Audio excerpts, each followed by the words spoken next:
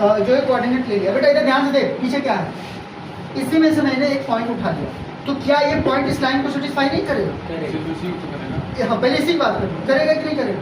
अच्छा इस पे उठाया तो अच्छा हमें कौन सा पॉइंट चाहिए जो दोनों पे हो ना, तो उसके लिए इन दोनों लाइनों को क्या करना पड़ेगा? सोचो, मीट कराना पड़ेगा। वेरी गुड जवाब। और क्या? और सोचो जरा, अगर मैं चाहता, देखो सोल्यूशन का मतलब क्या है कि ये लाइन किससे बनी हुई है?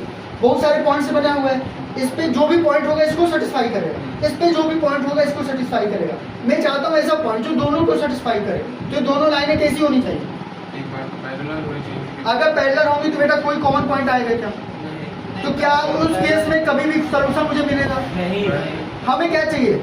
हमें दोनों पे सेम पॉइंट चाहिए ना, क्योंकि देखो इसका पॉइंट तो इसको सेटिस्फाई करेगा, इसका वेरी गुड, इसका पॉइंट वेरी गुड। अगर ये कहीं पे इंटरसेक्ट कर रही है तो कहीं पे इंटरसेक्ट करेंगे तो एक पॉइंट पे तो करेंगे, तो ये पॉइंट दोनों पे होगा क्या?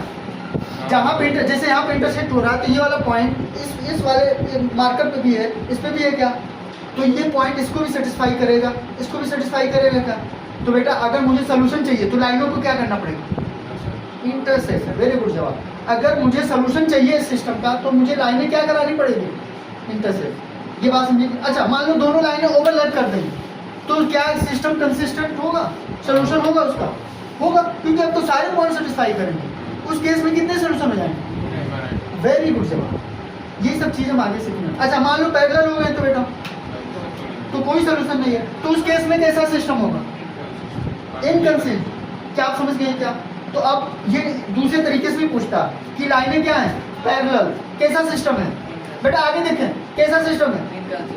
इनकंसिस्टेंट। कैसा सिस्टम है? लाइनें इंटरसेक्ट कर रही, कैसा सिस्टम है? लाइनें ओवरलैप कर रही हैं। क्या आप ये आंसर कर पाएंगे बेटा? एक ही माने पेपरों में कई बार पूछा होगा, आपने अपने आप से आंसर किया, मैंने बताया नहीं कि आप लोग काबिल के तारीफ, मतलब तारीफ के काबिल है। क्या बात समझ आई क्या? यहाँ तक की कहानी आपको समझ आई? अब हम सीखेंगे सॉल्यूशन कि दो लीनियर इक्वेशन को कैसे सॉल्व करते हैं। मैंने बोला था कि इसमें वही है, बस सॉल्यूशन है और दोनों कोफिशिएंट के रिलेशन है। तो सबसे पहला मेथड हम सीखेंगे ग्राफिकल। अच्छा पहले ग्राफ बनाना सीखने, क्या ग्राफ बनाने आता है आपको? तभी ग्राफिकल मेथड बना पाएंगे। देखो हमारे पास दो तरीके ग्राफ बनाने के, आपको जो अच्छा लगेगा वो तरीका आप अपना सकते हैं। मैं दोनों तरीके बता रहा हूँ। मेरा वाला तरीका अगर आप सीखेंगे तो भी अच्छा है, अगर आप जो बचपन में सीखे हैं वो भी तरीका अच्छा है। जैसे बेटा मैं एक ग्राफ बना रहा हूँ, एक इक्वेशन दे रहा हूँ।